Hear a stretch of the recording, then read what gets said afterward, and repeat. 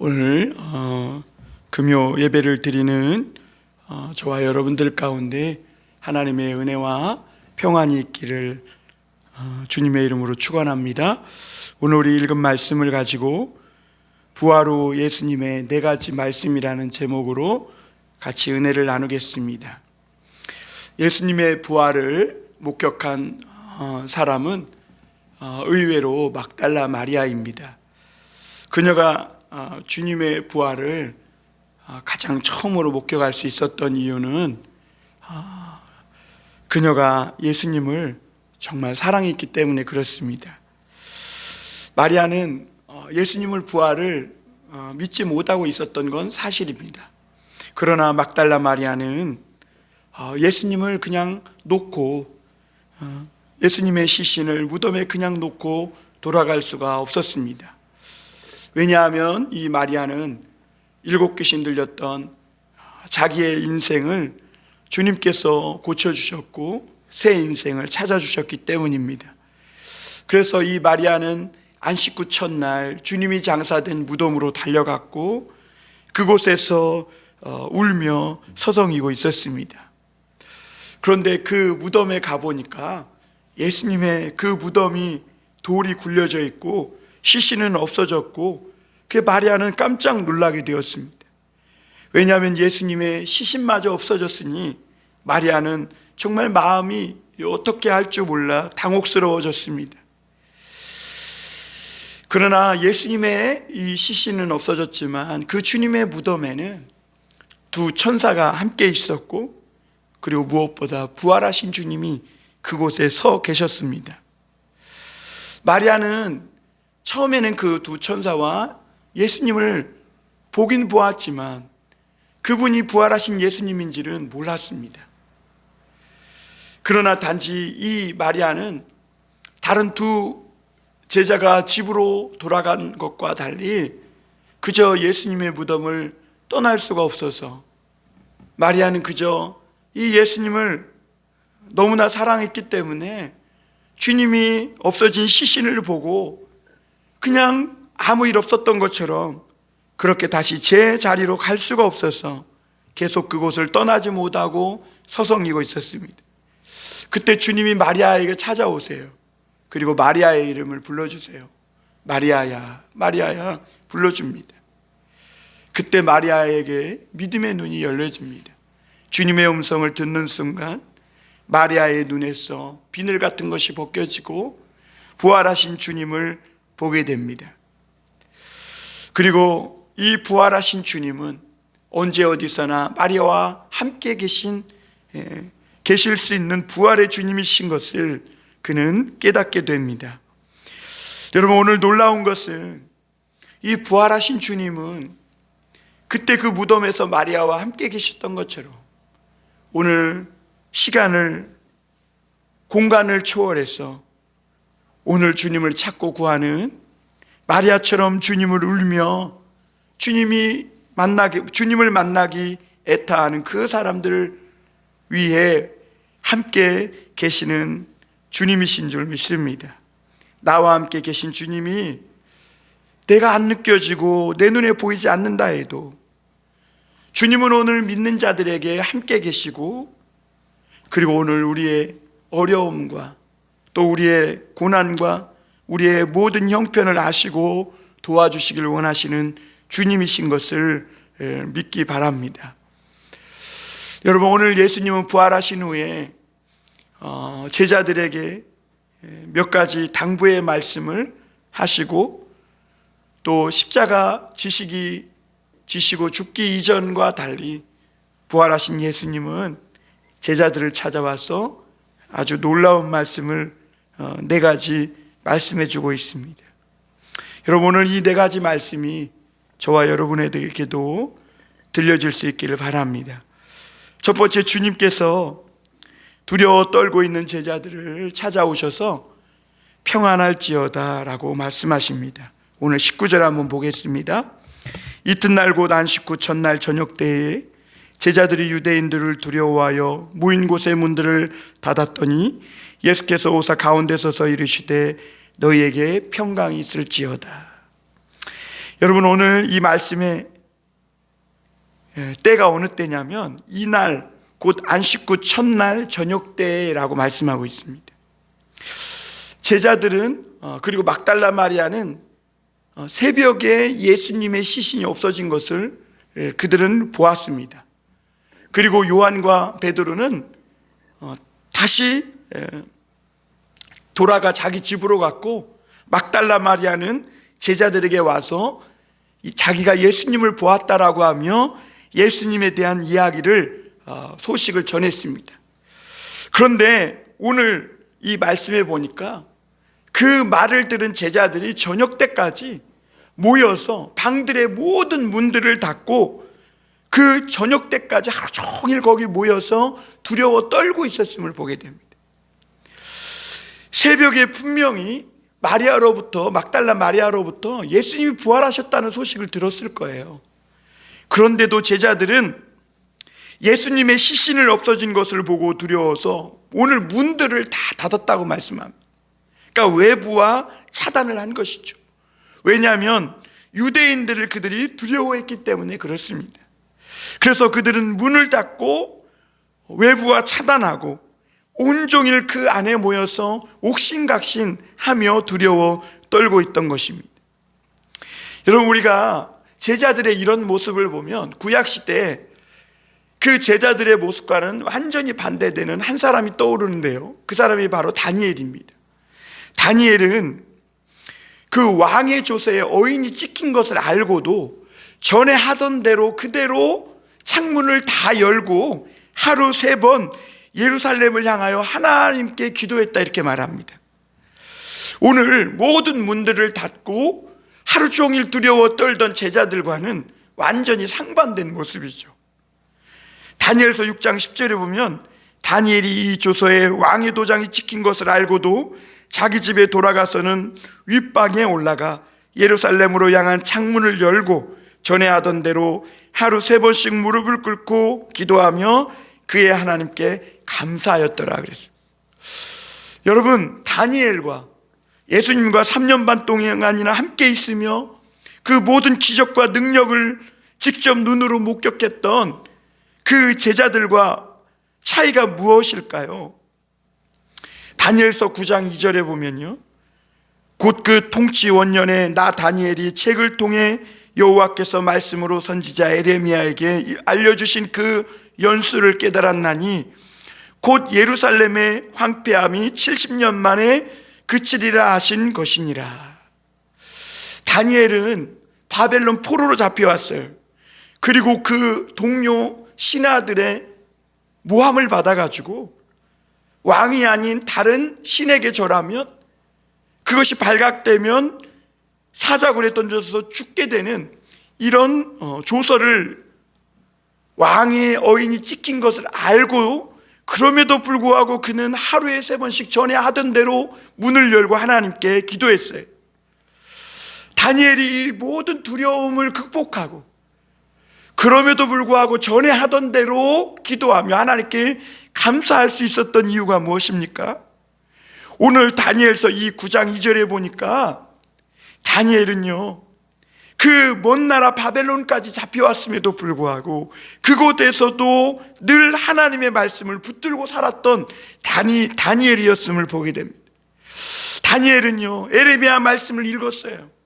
그리고 그 말씀을 읽다 보니까 예루살렘의 황폐함이 70년이면 그친다는 것을 깨닫게 된 거예요. 그 다니엘은 더더욱 하나님 앞에 기도하게 된 것입니다. 여러분, 이 제자들은 반면 예수님을 3년 반 동안이나 따라다녔습니다. 놀라운 기적을 체험했어요. 오병이의 기적도 체험했고, 주님이 무리를 건너서 두려워하는 제자들에게 와서 말씀으로 풍랑과 폭풍우를 잠잠케 하시는 것도 그들은 보았고, 죽은 나사로를 살리는 것도 그들은 보았습니다. 예수님으로부터 많은 말씀을 들었습니다. 그러나 깨닫지 못했고 그들은 생각하지도 못했어요. 그 말씀을 마음에 새겨놓지 못한 것입니다. 여러분, 오늘날도 믿음이 있는 성도와 믿음이 없는 성도의 이 모습이 코로나19라는 이 전염병으로 인해 극명하게 갈려지는 것을 보게 됩니다. 그런데 여러분, 중요한 것은 전염병이 있냐 없냐 이것이 중요한 게 아니라 성도들이 하나님의 말씀을 붙들고 있느냐가 중요한 것입니다. 예수님은 이 구약의 하박국 선지자는 오직 의인은 믿음으로 말미암아 살리라 그랬어요. 세상이 아무리 변하고 흉흉하고 태양과 달빛이 빛을 잃고 빛빛으로 변한다 해도 오직 하나님의 말씀을 붙들고 믿음으로 사는 자는 오직 그 믿음으로 변치 않는 주님을 바라보며 살게 되는 것이죠. 말씀을 붙들고 사는 이 믿음은 그래서 실제 삶 속에서도 행동으로 나오게 되는 것입니다. 두려움을 이기게 되는 것입니다. 살아있는 믿음은 행함으로 나타나게 마련인 것입니다. 오늘 제자들은요, 문을 닫고 온종일 꼼짝 않고 그 가운데 떨고 있었어요. 그런데 주님은 그 제자들 가운데 찾아오셔서 오늘 서 계셨다 그래요. 여기서 주님이 찾아오셨다라고 하지 않고 찾아오셔서 서 계셨다는 것은 이것은 시사하는 바가 큽니다. 여러분, 주님이 다시 부활하셨다라는 말씀을 다시 일어나셨다라고도 말씀하지 않습니까? 주님은 부활하셔서 제자들이 두려워하는 그 한복판에 서 계신 것입니다. 시공을 초월해서 언제 어디서나 제자들과 함께 하실 수 있는 그 부활의 주님으로 찾아오신 것이죠. 닫은 문을 넘어서서 외부와 차단하고 두려움 속에 갇혀 있었던 이 제자들에게 그 두려움을 뚫고 제자들의 그 심령 속으로 찾아가신 것입니다. 그리고 주님은 두려워 떨고 있는 제자들에게, 그래서 온종일 밖에 한 발자국도 나가지 못한 이런 제자들에게 찾아오셔서 너희에게 평강이 있을지어다 이런 말씀하세요. 여러분, 사람은 늘 불안한 존재입니다. 누가 쫓아오지 않아도, 협박하는 사람이 없는데도, 특별히 큰 죄를 지은 것도 아닌데도 불현듯 불안감이 때때로 심령 속에 몰려옵니다. 그래서 인간은 늘 불안해요.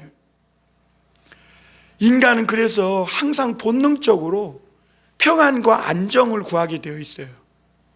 그래서 많은 사람들은 돈이나 세상에서 눈에 보이는 것으로 불안한 심리를 해결하고자 합니다. 그러나 그런 것들이 해결해 주지 못하죠. 돈이나 세상에 있는 명예나 이 어떤 것들은 잡으면 잡을수록 더 불안해지고 더 염려되는 것입니다. 그러나 여러분, 인간의 이 모든 그런 불안과 두려움을 해결해 주시는 이 주님을 만나면 불현듯 폭풍우가 치던 두려움의 내 심령이 주님의 말씀 한마디에 너희의 평강이 있을지어다 이 말씀에 잔잔케 되고 마음의 평안과 안정이 넘치게 되는 것입니다. 주님은 십자가를 지고 죽으시기 전에 제자들에게 여러 번 평안하라 평안하라 말씀하셨어요. 그런데도 주님은 이 제자들은 이 주님의 마음을 가슴에 담지 않고 있었죠. 그러다가 주님께서 십자가에 달려 죽으셨을 때 그들의 삶에는 걷잡을 수 없는 폭풍우가 몰아쳤고 그들은 두려움의 바다에 빠져서 꼼짝없이 온종일 문들을 닫고 그 안에 숨어 있었던 것이죠. 여러분, 그런데 오늘 주님이 찾아오셔서 평안할지어다 라고 하시는 이 말씀이 꽁꽁 얼어 있었던 제자들의 마음을 녹이고 있는 것을 보게 됩니다. 여러분, 오늘 우리도 마찬가지입니다. 오늘 우리에게도 여러 가지 어려움이 있고 내 삶에 문제가 있고 그래서 두렵습니다. 내일 어떻게 될지. 이러다가 우리 모두가 죽게 되고 또 경제적으로 큰 어려움을 겪고 가난해지는 것은 아닌가. 두려움이 있습니다. 자녀를 내일 군에 보내는 사람에게는 자녀가 또 어떻게 될까 봐 두렵기도 합니다. 그런데 여러분, 오늘 두려운 제자들에게 찾아오셔서 너에게 평안이 있을지어다 말씀해 주시는 이 주님의 음성이 오늘 우리에게도 들린다면, 그래서 두려워 말고 안심하라 말씀하시는 이 주님의 말씀이 오늘 레마의 말씀으로 내 심령에 들려진다면, 그 사람에게는 오늘 인생의 모든 문제가 해결되는 것입니다. 주님은 성경에서 약속하신 대로 십자가에 죽으셨고 부활하셨습니다. 그리고 평안이 있을지어다 라고 하십니다. 우리에게 약속하신 대로 주님은 부활하셔서 찾아오셨어요. 그리고 이제는 이 평강을 누리라고 말씀합니다. 여러분, 우리 인생에 알아야 될 것이 뭐냐면, 고난과 어떤 문제와 끊임없는 인생의 고난의 파도만 밀려오는 게 아니라 주님도 그 인생의 고난 속에, 파도 속에 고통하고 있는 사람들에게 찾아오신다는 것입니다. 모든 죽음, 모든 불안, 모든 염려를 이기시고 부활하신 승리의 주님으로 찾아오셔서 평안을 주시는 것입니다. 설령 우리가 문을 닫고 있을지라도, 그래서 나 혼자 어떻게 할 줄 몰라 답답해하고 있을 때에도 주님은 함께 오셔서 우리와 함께 해주십니다. 그리고 나서 오늘 주님은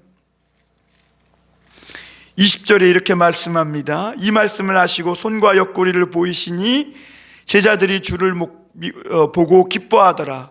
21절에 예수께서 또 이르시되 너희에게 평강이 있을지어다. 아버지께서 나를 보내신 것 같이 나도 너희를 보내노라.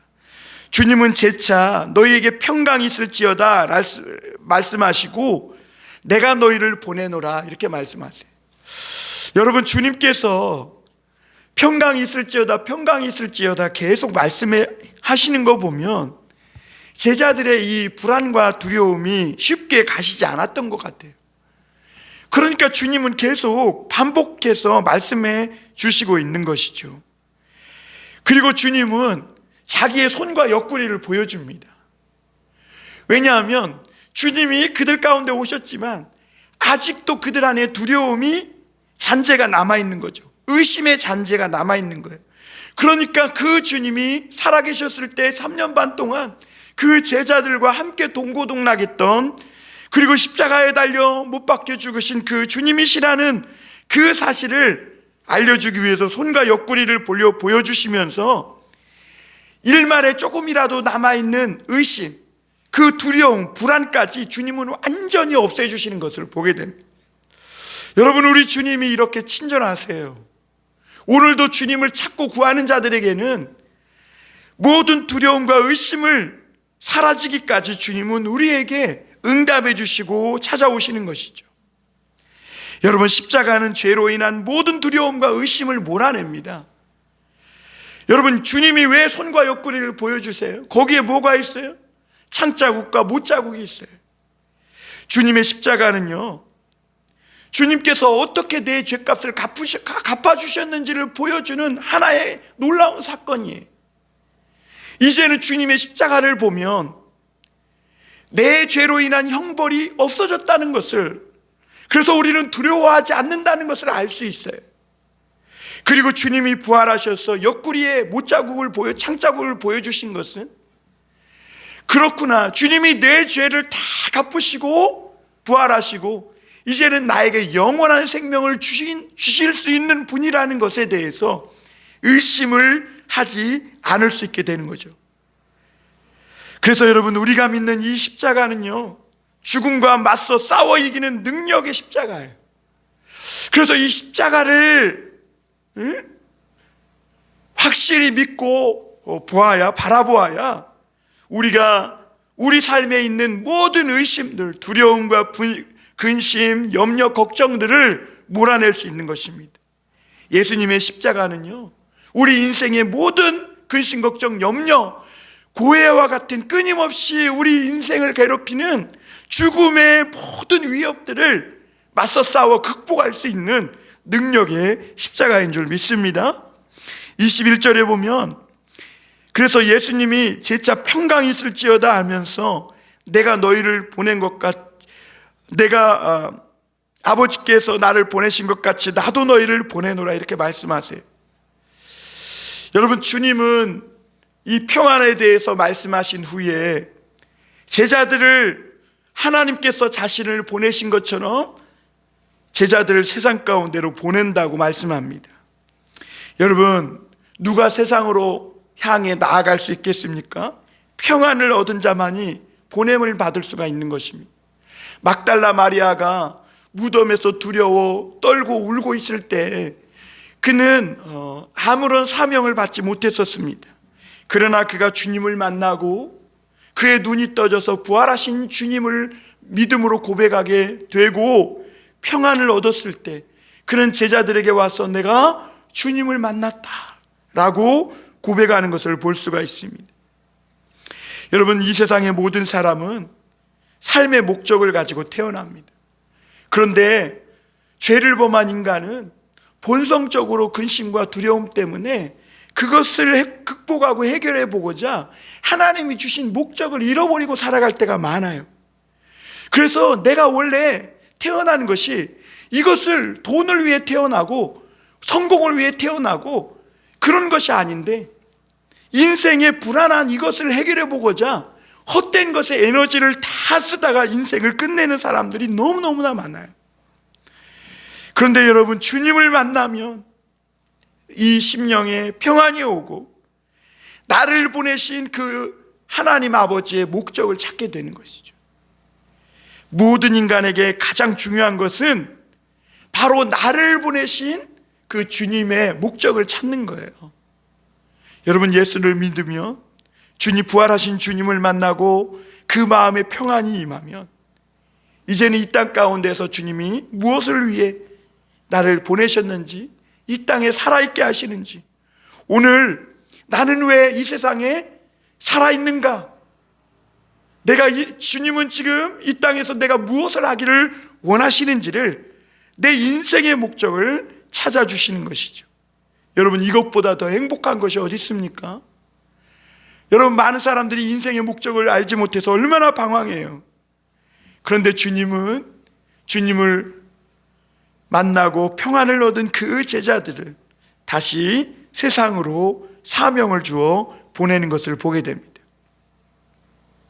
그러면서 주님은 이 제자들을 세상에 보내시기 위해서 22절에 보면 이렇게 말씀합니다. 이 말씀을 하시고 그들을 향하사 숨을 내쉬며 이르시되 성령을 받으라. 여러분, 하나님의 말씀은요, 경험되어져야 되는 거예요. 경험. 그냥 이게 관념으로, 생각으로, 논리로 들어가지고는 말씀이 깨달아지지 않습니다. 왜 오늘날 많은 성도들이 교회를 다니지만 세상을 이기지 못하느냐? 십자가를 경험하고 부활하신 주님을 경험하지 못하는 거예요. 예수님은 십자가를 지시기 전에 제자들에게 성령에 대해 여러 번 말씀하셨고, 그들은요, 성령의 역사를 통해서 죽은 자가 살아나고 막 하늘에서 사단이 번개같이 떨어지는 것도 보았어요. 그런데 그들은 그 성령을 아직 받지 못했고 경험을 하지 못했어요. 여러분, 믿음 생활은 성령을 받아야 합니다. 성령을 받아야 성경이 깨달아지고 열리는 것입니다. 성령을 받아야 기도가 응답되고 성령을 받을 때 말씀이 믿어지는 거예요. 성령을 받지 못한 제자들은 3년 반이나 주님을 따라다녔지만 주님을 믿지 못한 것이죠. 그런데 약속대로 성령이 오셨어요. 그리고 주님은 숨을 내쉬며 제자들에게 이제 성령을 받으라 말씀하세요. 너희가 이제는 세상을 쫓아 세상의 영을 받지 말고 말씀을 믿고 성령을 받으라는 것입니다.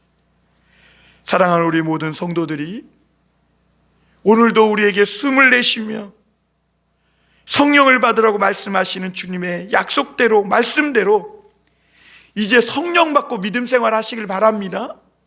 성령 받고 죄를 이기시고, 성령 받고 기도하시고, 성령 받고 오늘 믿는 자들에게 찾아오는 이 고난의 파도를 능히 성령의 능력으로 이기시길 바랍니다. 주님은 숨을 내쉬며 성령을 받으라. 성령은 하나님의 숨이에요. 하나님의 숨은 에스겔서 37장에 보니까 이 마른 뼈와 같은 자들에게 이 하나님의 숨이 불기만 하면 그 바싹 말라서 바스락거릴 그런 마른 뼈가 된 영혼들에게도 다시 힘줄이 돋고 살이 붙어 살아있는 영혼이 생명이 되어 하나님의 군대로 일어나게 되는 줄 믿습니다. 세상을 쫓아 살아가던 사람들도 이 성령을 받으면 그 삶이 달라지고 예수님을 믿고 그 인생에 새로운 마음이, 새로운 변화가 일어나게 되는 것입니다. 또한 믿는 자들이 성령을 받으면요, 더더욱 삶이 깊어지고 달라집니다. 기도가 달라집니다. 신앙생활하는 모습이 달라집니다. 그 입에 말도 달라지고 생각도 달라지고 다른 사람들을 바라보는 그 믿음의 시선도 달라지고, 사울 왕도 성령을 받으니까 그 마음이 변하여 새 사람이 되었다 말씀하고 있는 것이죠. 여러분, 오늘 이 땅을 살아가는 그리스도인들이 정말 하나님 앞에 간절히 기도해야 할 것은 주여 성령을 주셔서 우리가 변하여 새 사람이 되게 해달라고 간절히 간구해야 될 줄 믿습니다. 요엘 선지자는요, 너희가 마지막 때에 하나님께 성령을 구하라 그랬어요.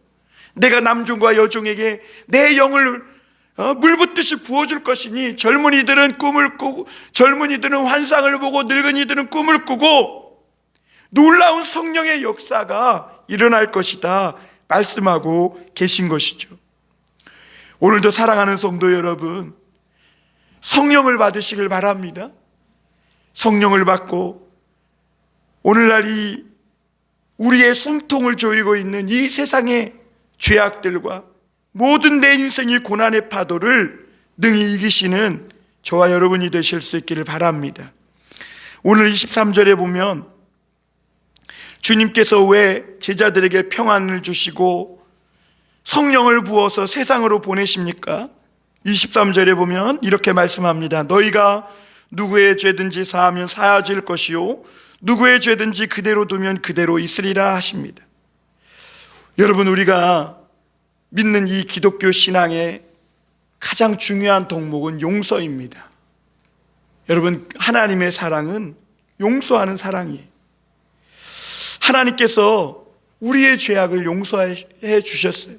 그것은 우리가 또 다른 사람들의 죄악을 용서해 주기 위함이에요. 주님은 분명히 말씀하세요. 너희가 누구의 죄든지 사하면 없어질 것이라는 거예요. 사해질 것이라는 거예요. 그러나 누구의 죄든지 사하지 않고 그대로 놔두면 그 죄가 그대로 있다, 이렇게 말씀하세요. 여러분, 주님은 십자가에 달려 고통당하면서도 자신을 조롱하고 멸시하는 사람들을 향해 용서를 구하셨습니다. 부활하신 주님이 제자들에게 찾아오셔서 하신 말씀도 용서에 대한 말씀입니다. 초대교회 스데반 집사님도 자신을 향해 돌을 던지는 사람들을 향해 아버지여 저들의 죄를 용서하여 주옵소서 하며 용서를 구했고, 그때 예수님은 하늘의 보좌에서 일어나셔서 이 스데반 집사님을 바라보았다, 이렇게 말씀해 하고 계십니다. 여러분, 우리가 죄를 사할 때 죄가 사하여진다는 거예요. 이 놀라운 일이죠. 이것은 그냥 가볍게 죄를 용서하라는 말이 아니에요. 우리가 이웃을 사랑하여 나에게 지은 죄를 용서할 때 그들은 이 죄에 직면하게 되고 이 죄가 얼마나 무서운지를 깨닫게 되고, 그리고 이 죄로 인해 서로 다툼과 두려움과 죄악이 가득했던 이 복수의 땅에 하나님의 평안과 평강이 임한다고 말씀하고 계신 것입니다. 여러분, 우리 그리스도인들은 용서함으로 세상을 이깁니다. 용서해야 합니다. 마귀에게는 많은 능력이 있지만 용서의 능력은 없어요. 용서는 믿는 자들만이 행할 수 있는 최고의 사랑이고, 부활하신 주님을 만난 사람만이 죽음을 극복하는 그 십자가의 능력을 경험한 사람만이 할 수 있는 가장 큰 능력이 용서입니다. 여러분, 우리는 나를 용서하고 우리 가족을 용서하고 나에게 잘못한 사람을 용서를 해야 합니다. 그래야 이 세상의 모든 갈등과 죄악의 불안이 십자가의 이 용서로 해결됩니다. 그래서 주님은 그 제자들을 보내면서 제자들에게 이 용서의 비밀을 말씀해 주시고 세상으로 이 용서의 은혜를 선포하도록 보내고 계신 것이죠. 마지막으로 한 가지 더 말씀드릴 것은, 주님은 의심하는 도마를 비롯한 제자들에게 믿음 있는 자가 되라 말씀합니다. 예수님이 찾아오신 자리에 도마가 빠져 있었습니다. 도마는 성경에 3번 나오는데 미숙한 그런 제자였습니다. 그러나 미숙했지만 마음만은 뜨거웠어요. 우리가 주와 함께 죽으러 가자 할 만큼 마음이 뜨거운 제자였습니다. 그런데 이 도마는 너무 현실적이고 실증적인 제자였습니다. 그래서 다른 제자들이 우리가 예수님 부활한 거 보았다, 예수님을 만났다 그래도 믿지 않아요. 한 명도 아니고 여러 명의 제자가 다 얘기하는데도 믿지 않아요. 그리고 이 도마는 자기가 옳다고 하는 고집이 얼마나 센지 여드레 동안을 계속 제자들이 얘기했을 거 아니에요. 그런데도 믿지 않아요. 그러니까 주님이 여드레 만에 이 도마 한 사람을 위해서 다시 찾아오세요. 상황은 똑같아요. 오늘 24절 이후에 보니까 제자라 불리는 이 디도모라는 사람이 예수께서 오셨을 때 함께 있지 않았는데, 오늘 26절에 보니까 여드레를 지나서 똑같아요. 제자들이 다시 집 안에 있고 그리고 문들도 닫혔고 똑같아요. 근데 다른 한 가지는 뭐냐면 오늘은 도마가 거기 있었다는 거예요. 그런데 주님은 그 도마 한 사람을 위해서 또다시 8일 만에 그곳을 방문해 주세요. 그리고 의심하는 도마를 향해 그 손가락에 그 못자국 난 손에 너 손가락을 넣어보고 옆구리에 내 손가락을 넣어보고 믿음 없는 자가 되지 말고 믿음 있는 자가 되라, 이렇게 말씀하는 것을 보게 됩니다. 여러분, 주님은 만약 우리가 의심하고 하나님을, 주님을 제대로 믿지 못하고 있다면 1000번, 10,000번이라도 찾아오실 거예요. 주님은 그렇게 우리에게 찾아오셔서 또 찾아오셔서 한 영혼을 위해서 1000번, 10,000번이라도 찾아오셔서 그 사람에게 믿음을 불어넣어 주시는 주님이신 줄 믿습니다. 주님은 의심하는 도마를 찾아오셨어요. 그러듯이 오늘까지도 아직 주님을 믿지 못하고 주저하고 의심하고 있는 사람이 있다면 주님은 그 사람에게도 찾아가서 이 못된 거사, 여적지 믿지도 못하고 뭐하고 있니 책망하지 않고, 그리고 그 사람에게 교회를 오래 다녔는데도 믿음이 없니? 라고 하면서 부끄러움과 수치를 주지 않고 여전히 믿음 없이 주님 앞에 주저하고 있는 그 도마 같은 사람을 불쌍히 여겨주시고 그 사람도 다시 주님을 믿고 평안을 얻을 수 있도록 주님이 그 사람의 밑바닥까지 내려가셔서 도와주시는 분이심을 믿으시길 바랍니다. 여러분, 주님은요, 도마가 믿음을 갖게 하기 위해서 예수님의 방법대로 하지 않았어요. 도마가 제자들이 예수님을 보았다 그럴 때 뭐라 그랬어요? 내가 내 손가락으로 그 손에 못자국과 옆구리에 손가락을 넣어보지 않으면 믿을 수 없다. 그러니까 주님이 오셔서 뭐라 그래요? 네 말대로, 너의 원대로 한번 손가락을 넣어보고 믿으라는 거죠. 그러니까 도마의 방법대로 주님이 자신을 낮추셔서 예수님의 방법이 아니라 도마의 방법대로 주님께서 그에게 믿음을 가질 수 있도록 주님께서 이 도마에게 찾아오신 것을 보게 됩니다. 여러분, 주님은 오늘도 우리에게 마찬가지예요. 우리가 믿음이 없어서 간신히 교회에 다리 하나 걸치고 있어도 주님은 야단치지 않으세요. 긍휼히 여기시고 믿음이 생길 수 있도록 기다려주시고, 그리고 오늘 더 놀라운 것은 의심하는 도마에게 찾아오신 이 주님께서 이제는 우리가 보고 행하고 그래서 믿을 수 있는 그 우리의 방법대로 주님이 오셔서 애써주시고 주님이 믿을 수 있도록 도와주신다는 거죠. 예수님은 우리 보고 믿음 없다고 야단치면서 야, 너 내가 앉아있는 여기까지 애쓰고 노력해서 올라와 봐, 이렇게 말씀하지 않으세요. 주님이 직접 낮은 그 밑바닥까지 찾아오셔서 주님이 우리가 알아먹을 수 있는 우리의 방법대로 믿음을 도와주시는 것이죠. 여러분, 주님은 우리를 야단쳐서 강압적으로 몰고 가지 않습니다. 의심하고 안 믿는다고 힘들게 하지도 않아요. 우리가 연약한 대로 끝까지 기다려 주시는 주님이십니다. 주님의 모습이 얼마나 따뜻하고, 오늘 이 말씀에서 보면 주님이 얼마나 평안하고 위로와 용기를 불어넣어 주시는지 몰라요. 믿어지지 않는 사람에게 믿음을 강요하면 여러분 더 힘들지 않겠어요? 나도 안 믿어지는데 어떡해. 그런데 의심하는 사람에게 주님은 내가 왜 안 믿냐 이러면 의심하는 사람은요 갈 데가 없어요. 그런데 주님은 그 의심하는 도마의 자리까지 찾아가셔서 주님의 그 십자가의 상처를 보여주시면서 믿음 없는 자가 되지 말고 믿는 자가 되라, 이렇게 말씀해 주십니다.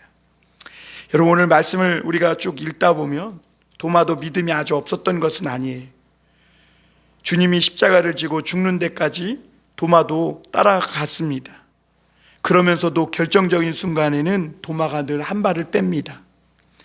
신앙생활 오래 한 사람들의 문제점이 뭔지 아세요? 믿음이 없는 것은 아니에요. 믿음 생활 오래 한 성도들, 믿음이 없는 것이 문제가 아니라 믿음이 식어간다는 데 문제가 있습니다. 오랫동안 믿음이 식어가니까 나중에 뭐가 남아요? 빈 껍데기만 남는 것이죠. 형식만 남는 것이죠. 여러분, 오늘 저와 여러분에게도 믿음이 없지는 않을 거예요. 믿음이 있으니까 이 자리에 와 있겠죠. 믿음이 있으니까 하나님의 집이라고 생각해서 처음 오는 교회도 나와서 하나님께 예배를 드릴 것입니다. 그런데 여러분, 우리가 정말 하나님 앞에 고민하고 오늘 기도해야 할 것은 세상의 이런 흉흉함 때문에 식어가는 우리의 믿음 때문에 하나님 앞에 나아가야 할 줄 믿습니다. 열심도 식고 기도 소리도 점점 짧아지고 찬송 소리도 작아지고 교회에 대한 마음이 없는 것은 아니지만 점점 우리의 믿음이 식어지는 거죠. 예수님은 마지막 때에 내가 믿음을 보겠느냐 그랬어요. 많은 사람들의 믿음과 사랑이 식어질 것이라 하셨어요. 우리나라가 유럽교회처럼 되지 말라는 법이 어디 있습니까? 그들도 처음에는 엄청나게 뜨거운 믿음의 사람들이었죠. 그러나 오늘날 유럽교회를 가보면 그 유럽교회가 텅텅 비었다고 합니다.